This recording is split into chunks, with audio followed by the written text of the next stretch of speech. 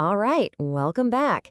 If you're deep in study mode for your cloud certification, you know that AI and ML section can be a real beast. So today, we're going to crack open those advanced concepts. You know, the tricky ones that can really make or break your exam, and we're going to make them stick. All right, here's the game plan. We're going to start with how models actually learn. Then we'll get into making them smarter, not just bigger.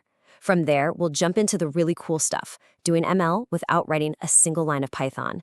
And to wrap it all up, we'll look at the big picture, the ML factory floor, MLOps. Okay, first things first, let's get under the hood, right? Because to really nail this stuff, you've got to understand the fundamental mechanics, how a model goes from seeing data to actually learning something from it. So how does a machine learn? Look, it's not some kind of dark magic. It's actually a pretty straightforward loop.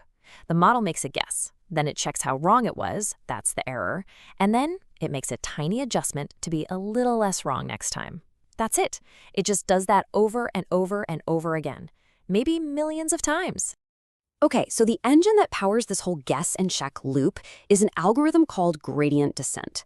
You'll hear it mentioned with another term, backpropagation, which is really just the fancy name for how the model sends the error message backward to make those little adjustments.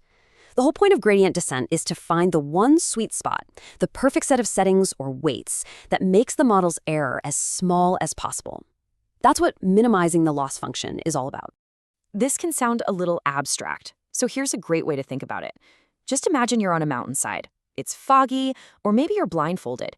Your only goal is to find the very bottom of the valley. How would you do it? Right? You'd feel the slope with your feet. Find out which way is the steepest way down, and you'd take a small step. Then you do it again, and again. Each step takes you a little bit lower. Well, that is precisely what gradient descent is doing. It's using math to feel for the steepest downward slope of the error, and it takes a small step in that direction. Now, this learning process isn't perfect. Models can mess up in two classic ways. The first is underfitting. This is where the model is just too simple. It can't even grasp the basic pattern in the data. The opposite problem is overfitting. This is where the model gets too smart for its own good. It's so complex that it doesn't just learn the pattern, it actually memorizes the training data, including all the random noise. And that makes it totally useless when it sees new real-world data. So what do you do if your model is underfitting, if it's too simple? Well, one really clever trick is called a feature cross. All this means is you create a new feature by combining existing ones. You're basically helping the model by saying, hey, maybe it's not just the time of day, and it's not just the location. Maybe it's the combination of time of day and location that matters. This lets it learn those more complex, nonlinear patterns. Okay, so you've trained your model. How do you know if it's any good? Especially for something like fraud detection, where 99.9% of transactions aren't fraud. Simple accuracy just won't cut it. That's where something called the F-score comes in, and it's super important. It combines two other metrics, precision and recall. Think of it this way. Precision asks, of all the times we cried wolf, how often was there actually a wolf? And recall asks, of all the wolves that were out there, how many do we actually spot? The F-score is the magic number that balances both, so you're not annoying everyone with false alarms, but you're also not missing the real problems. All right, so that's how we handle a model that's too simple. But what about the opposite problem? Overfitting. How do we stop a model from basically memorizing the answers? Well, that's what we're tackling next, making our models smarter by making them a little bit simpler. The main weapons we have against overfitting are called L1 and L2 regularization. So L1, also called Lasso, is like a ruthless minimalist. It looks at all your features and says, you're not essential, you're gone. It literally forces the weights of unimportant features down to 0, which is amazing for automatically selecting which features matter most.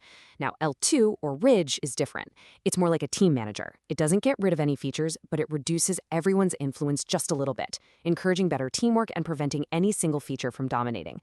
It's a fantastic classic technique for preventing that memorization problem we call overfitting.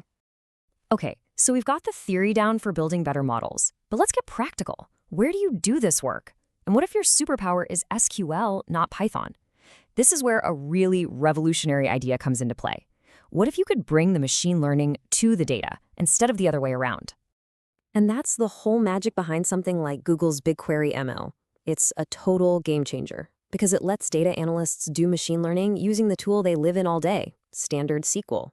Seriously, You can build, train, and deploy models without writing a line of Python, without the headache of moving data around, and without worrying about servers. It's all done right there in the data warehouse. And don't think this is for simple stuff. We're talking about serious work. You can run k-means clustering to automatically find weird patterns like spotting fraud. You can use ML.vector search to build amazing recommendation engines that find similar products or articles.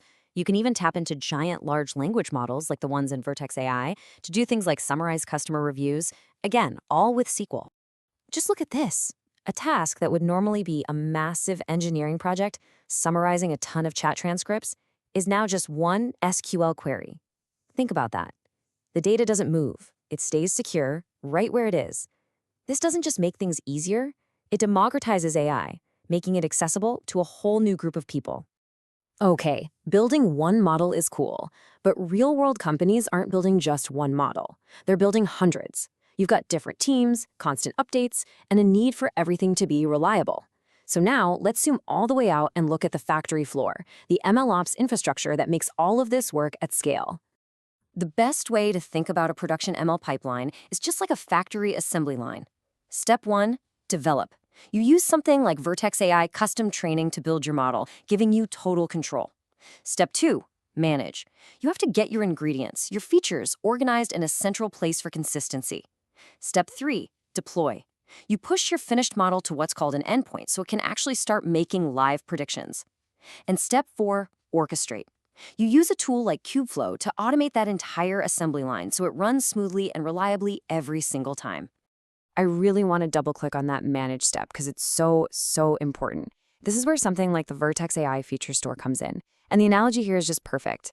Think of it as the shared, pre-prepped ingredient pantry for a massive restaurant kitchen. It means every chef, every data scientist, is pulling from the same container of diced onions. This stops people from dicing their own onions differently every time. It saves a ton of work, but crucially, it guarantees consistency between what the model learned from in training and what it sees in the real world. Okay, let's switch gears to hardware for a second. This is a classic exam gotcha, so listen up. You can't just attach a GPU to a virtual machine and expect it to work. It won't. You have to do one of two things. Either you manually install all the right drivers, which can be a pain, or you do the smart thing and just use a pre-built deep learning VM image. It has everything you need, all ready to go. Oh, and for those really heavy-duty custom jobs, like with custom C++ code, that's when you'll need to go a step further and implement your own custom GPU kernels on top of those cloud GPUs. And hey, one final infrastructure point. If your company is moving to the cloud and you already have a bunch of training pipelines built in Spark, with PySpark or Scala, you do not have to throw them all away.